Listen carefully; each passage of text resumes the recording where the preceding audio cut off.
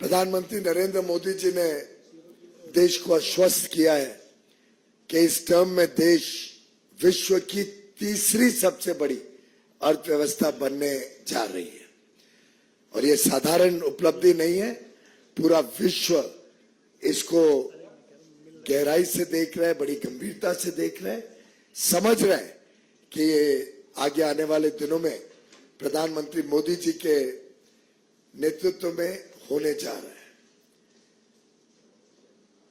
फिर एक बार मोदी सरकार आना निश्चित है और शायद इस बात से राहुल गांधी जी बड़े परेशान नजर आते हैं और अपने बयानों के साथ विदेश और देश के निवेशकों को एक भय के वातावरण में निवेश ना करें, इसके लिए उत्साहित करने की कोशिश कर रहे हैं।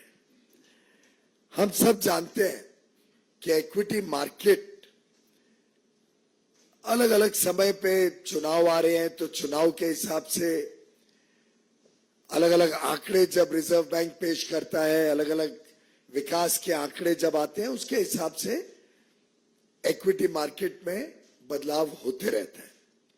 और ये दुनिया भर में इस प्रकार से इक्विटी मार्केट चलती है। कोई बड़ा इवेंट ना भी हो तो भी इक्विटी मार्केट में उतार चढ़ाव साधारणतः चलते रहते हैं। देखना यह रहता है कि लंबे अरसे में इक्विटी मार्केट में क्या हुआ है। और आप सभी भली भांति जानते हैं, देश के लोग, देश के निवेशक जानते हैं कि पिछले 10 वर्ष के सफलतापूर्वक मोदी सरकार के कार्यकाल में हमारा मार्केट कैप पहली बार $5 ट्रिलियन से अधिक हुआ है, यानी 400 लाख करोड़ रुपए से ज्यादा मार्केट कैप का कीर्तिमान प्रधानमंत्री मोदी जी के कुशल नेतृत्व में भारत ने प्राप्त किया है। और आज भारत का जो इक्विटी मार्केट है, ये पहली बार विश्व की 5 बड़ी अर्थव्यवस्थाओं की जो मार्केट कैप है उसमें से एक भारत बना है। उसमें हम ये भी जानते हैं भली भांति कि पब्लिक सेक्टर अंडरटेकिंग्स जो PSUs लिस्टेड है मार्केट में, उसका भी जो मार्केट कैप है वो लगभग 4 गुना मोदी सरकार के कार्यकाल में बढ़ा है। एक डेटा पॉइंट आपको देता हूं जिससे मुझे पूरा विश्वास है भारत की जनता भी बड़ा गर्व महसूस करेगी कि आज से 10 वर्ष पहले जब यूपीए की सरकार थी, जिसका नेतृत्व गांधी परिवार करता था, उस कांग्रेस यूपीए की सरकार के समय भारत का मार्केट कैप मात्र 67 लाख करोड़ था। ओनली 67 लाख करोड़ का मार्केट कैप मई 2014 में विरासत के रूप में मोदी जी को मिला।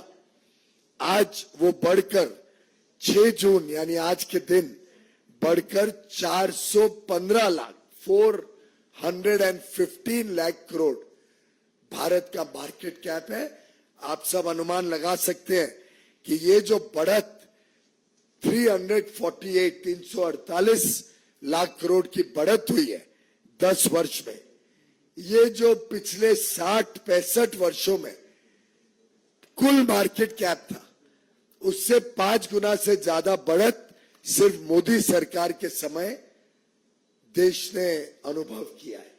67 लाख करोड़ इन May 14, increase of 348 lakh crores in 10 years, and today the market cap is 415 lakh crores.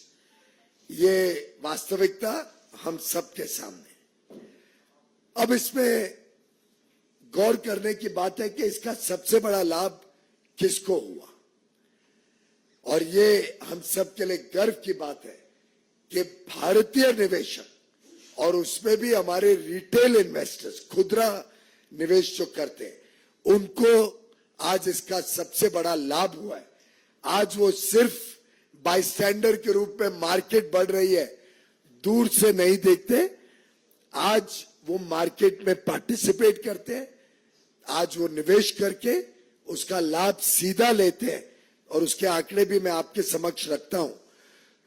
जो फॉरेनर्स की होल्डिंग यूपीए के समय होती थी, एफपीआई के माध्यम से फॉरेन पोर्टफोलियो इन्वेस्टर्स जो निवेश करते थे, और उनकी जो परसेंटेज होल्डिंग थी यूपीए के समय, वो 21% थी, और वो घटकर आज 16% हो गई। यानी फॉरेनर्स की इन्वेस्टमेंट कम हुई है और भारतीय निवेशकों की मालकियत भारत की स्टॉक मार्केट में 79% से बढ़कर आज 84% हो गई।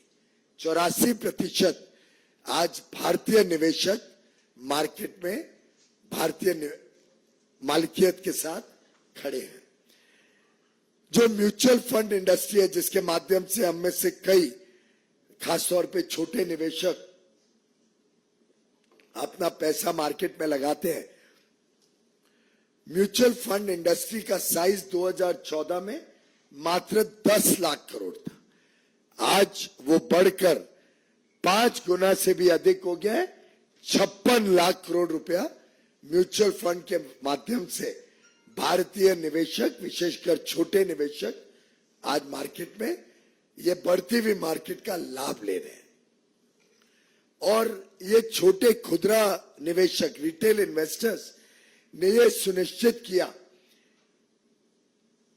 कि भारत की जो आज की मलकियत है, वो आज फॉरेन इंस्टीट्यूशनल इन्वेस्टर्स की मलकियत से भी ज्यादा हो गई है। मित्रों, आज भारत के हर पिन कोड में, देश के कोने कोने में आज इक्विटी मार्केट में इन्वेस्टर्स आ गए हैं, और उसका लाभ आज देश के कोने कोने में निवेशक ले रहे हैं। जब भारत वैल्यू क्रिएट कर रहे हैं, जब भारत की ग्रोथ स्टोरी, भारत की विकास के कारण मार्केट में वैल्यू क्रिएट हो रही है, उसका लाभ देश के कोने कोने में निवेशक ले रहे हैं। करोड़ों निवेशक आज इक्विटी मार्केट में या तो सीधा डायरेक्टली, या म्यूचुअल फंड के माध्यम से, या एम्प्लॉइज प्रोविडेंट फंड के माध्यम से, या एनपीएस पेंशन फंड्स के माध्यम से, या इंश्योरेंस प्रोडक्ट्स के माध्यम से, ये अन्य तरीकों से आज भारत के छोटे निवेशक इस बढ़ती हुई मार्केट का लाभ उठा रहे हैं। और दुनिया में आज भारत की जो मार्केट है, इक्विटी मार्केट है, इसको पूरे विश्व में आज इज्जत भी है, स्वाभिमान भी है। इसको बड़ा वेल रेगुलेटेड मार्केट माना जाता है।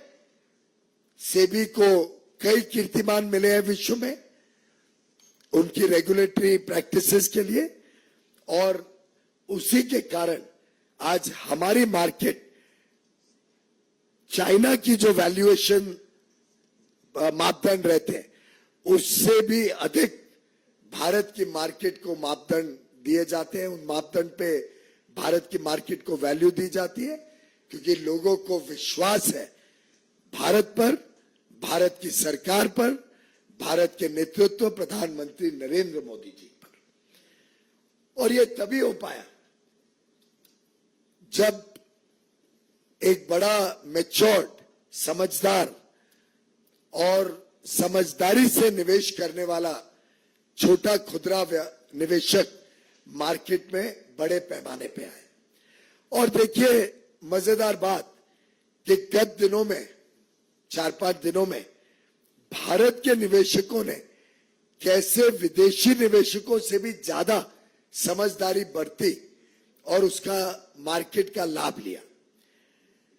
आप अगर देखें तो अप्रैल और मई में जब मार्केट बढ़ रही थी, तब फॉरेनर्स ने मार्केट में बेचा और भारतीय निवेशकों ने उसका लाभ लेके उसको खरीदकर ये जो बढ़त हुई है गत 2 महीनों में, उसका लाभ भारतीय निवेशकों को मिला।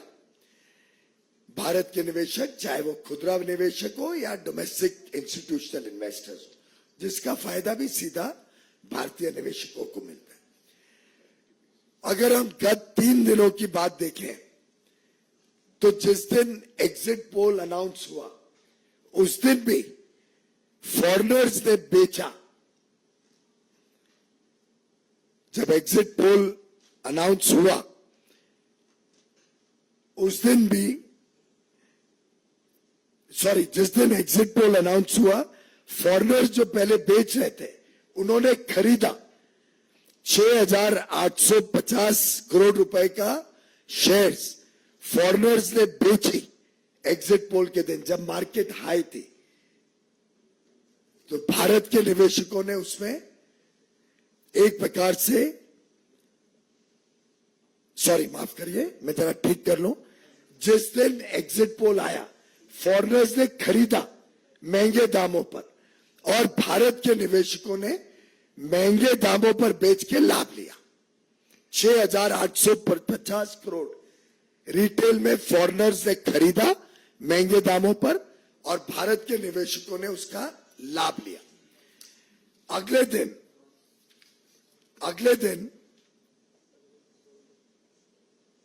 जब रिजल्ट आए 4 तारीख को, उसके 2 दिन बाद 4 तारीख को जब मार्केट गिरी उस दिन फॉरेन इन्वेस्टर्स ने बेचा, कम दाम पर बेचा और भारत के निवेशकों ने उसको खरीदा इस विश्वास के साथ कि मोदी सरकार आ रही है, हम इसका लाभ लेंगे। तो फॉरेनर्स ने महंगा दाम खरीदा और सस्ता दाम बेचा, भारतीय निवेशकों ने महंगा दाम बेचा और सस्ता दाम खरीदा। तो एक प्रकार से भारतीय निवेशकों ने इस अंतराल में भी कमाई करी, किसी का नुकसान नहीं हुआ। और ये जो बात 30 लाख करोड़ की करते हैं राहुल गांधी जी, मुझे ध्यान आ गया कि क्यों देश की जनता का राहुल गांधी जी पर जरा भी विश्वास थे, क्योंकि वो ये भी नहीं समझते कि ये तो वैल्यूएशन है।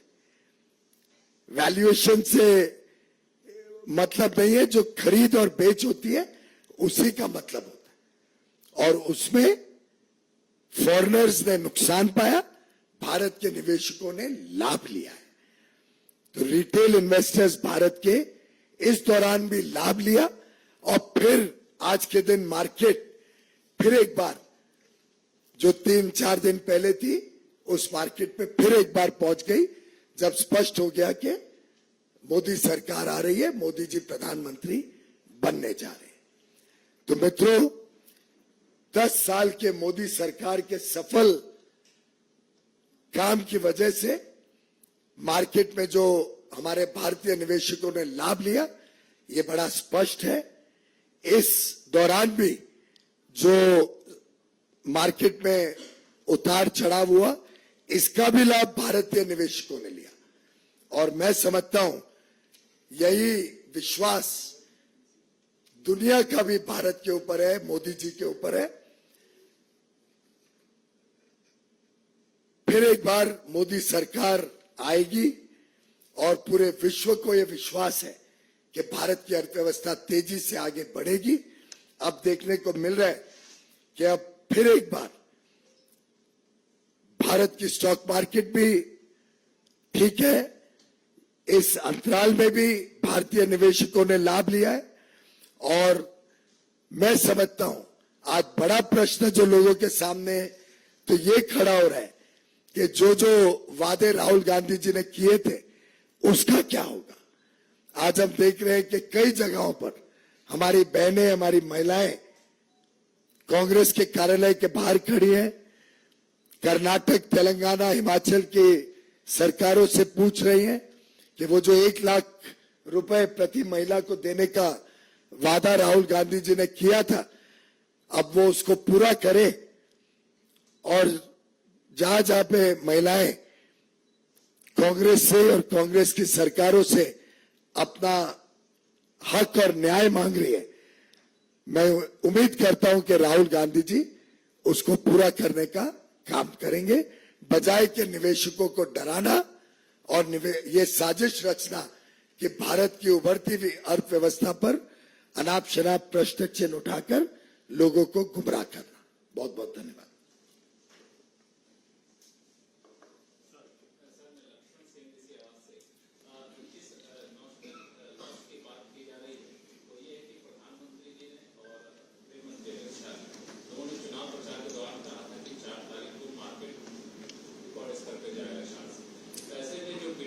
ट्रेडर हैं, इंट्राडे ट्रेडर हैं, उनको नुकसान की बात की जा रही है। एक सवाल ये है। दूसरा सवाल ये है कि क्या हम ऐसी व्यवस्था नहीं कर सकते सीबीआई इलेक्शन कमीशन से मिलकर कि फ्राइडे से लेकर संडे के बीच में चिटपुट का आना और फाइनल रिजल्ट का आना आ जाता है कि मार्केट मैनिपुलेशन ना हो। पहली बात, जहां तक पहला सवाल है, इसके आंकड़े दर्शाते हैं कि जो भी नोशनल लॉस की बात हो रही है वो तो वैल्यूएशन में है। और जहां तक ट्रेडिंग का सवाल है, ट्रेडिंग में भारतीय निवेशक तो ज्यादा स्मार्ट निकले और उन्होंने वो लॉस नहीं किया। लॉन्ग टर्म इन्वेस्टर्स रहते हैं और लॉन्ग टर्म इन्वेस्टर्स बड़ी समझदारी से अपना काम करते हैं। हर एक पार्टी दावा करती है कि हम जीतने वाली हैं, हमने भी दावा किया और हम उसमें खरे उतरे और हमारी सरकार आने जा रही है। तो माननीय प्रधानमंत्री या गृह मंत्री जी ने जो दावा किया था, वो ये दावा किया था कि हमारी सरकार आने जा रही है और आई है और उसके हिसाब से हम खरे उतरे। राहुल गांधी जी भी दावा करते थे, उन्होंने भी उस दिन कहा कि उनकी 295 सीटें आने वाली हैं। तो दावा दोनों पक्षों से हुआ था और मैं समझता हूं कि राहुल गांधी जी ने चिंता करनी चाहिए कि जब आंकड़े आ रहे थे और उनको ज्यादा सीटें थोड़ी मिली अनुमान से, तो अगर मार्केट गिरी तो ये दर्शाती है कि दुनिया और देश के निवेशकों का कितना डर था कि राहुल गांधी जी की वोटें बढ़ रही हैं या सीटें बढ़ रही हैं। उसका भय दर्शाता है कि उनकी सरकार आने से लोगों में कितना विश्वास है कि तकलीफ आएगी। तो उसका तो राहुल गांधी जी ने चिंता करनी चाहिए कि उनकी सीटें थोड़ी बढ़ने से दुनिया में और देश में कितनी खलबली मच गई। अब जब लोगों को विश्वास हो गया कि मोदी सरकार आ रही है, फिर मार्केट स्टेबलाइज हो गई और पुराने आंकड़े वापस आ गए।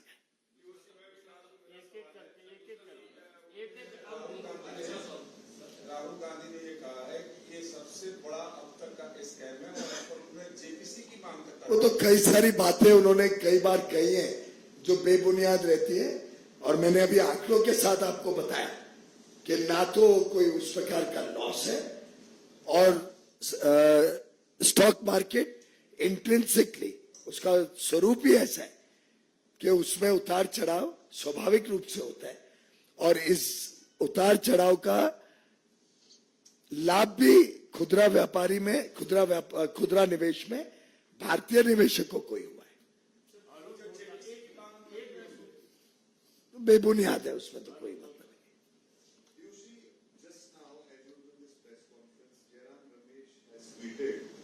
Said this is bakwas that has been precisely debunked by the people of India. He has not answered the three basic questions Rahul Gandhi has asked on behalf of crores of Indian retail investors. I have answered all the questions.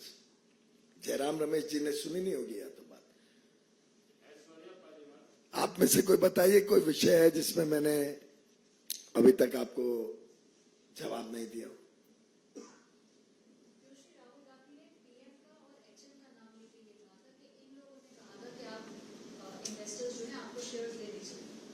उन्होंने ये दावा लिया था कि Bharatiya Janata party की सरकार, NDA की सरकार फिर एक बार आ रही है और हमारा आत्मविश्वास है कि हमारी सरकार ने जो 10 वर्षों में अभी मैंने आंकड़ों के साथ बताया कि 67 लाख करोड़ से बढ़कर आज मार्केट कैप 415 लाख करोड़ हो गई है। तो निवेशकों ने लाभ लिया ही है हमारे काम का। तो स्वाभाविक है कि अगर हमारी सरकार तीसरी टर्म में आएगी, भारत आज विश्व की सबसे तेज गति से बढ़ने वाली बड़ी अर्थव्यवस्था है, आगे भी रहेगी। हमने ये दावा दिया है और बड़े कॉन्फिडेंस से हम कह रहे हैं कि हम विश्व की तीसरी सबसे बड़ी अर्थव्यवस्था बनेंगे। तो स्वाभाविक है कि निवेशक उसका लाभ लेंगे।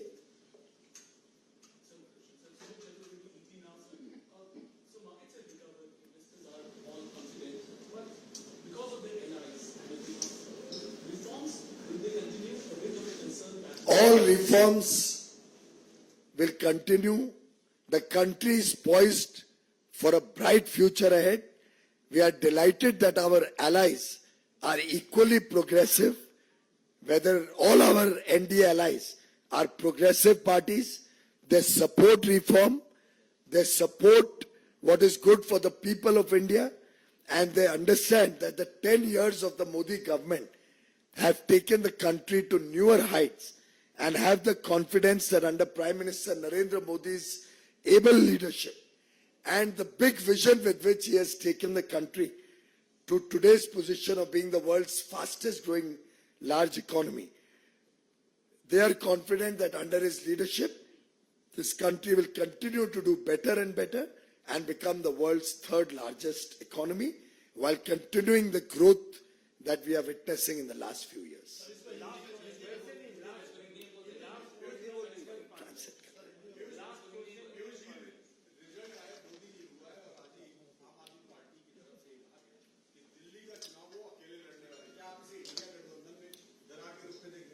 आज का विषय वो नहीं है, लेकिन हमने बहुत पहले से रखा है, अपना स्पष्ट मत रखा है कि इंडिया अलायंस एक मात्र सीट एडजस्टमेंट बन के रह गया। आप देखते हैं कि दिल्ली में एक दूसरे के खिलाफ लड़ते हैं, पर एक दूसरे के साथ लड़ते हैं, पंजाब में एक दूसरे के खिलाफ लड़ते हैं, आम आदमी कांग्रेस। वैसे ही कांग्रेस और लेफ्ट पार्टीज केरल में एक दूसरे के खिलाफ लड़ते हैं और फिर एक मित्रता और दोस्ती का ढोंग दिखाते हैं लोगों के सामने। तो ये एक एडजस्टमेंट, सीट एडजस्टमेंट रह गया और भ्रष्टाचारियों का समूह एक दूसरे को बचाने के लिए उभर के आए।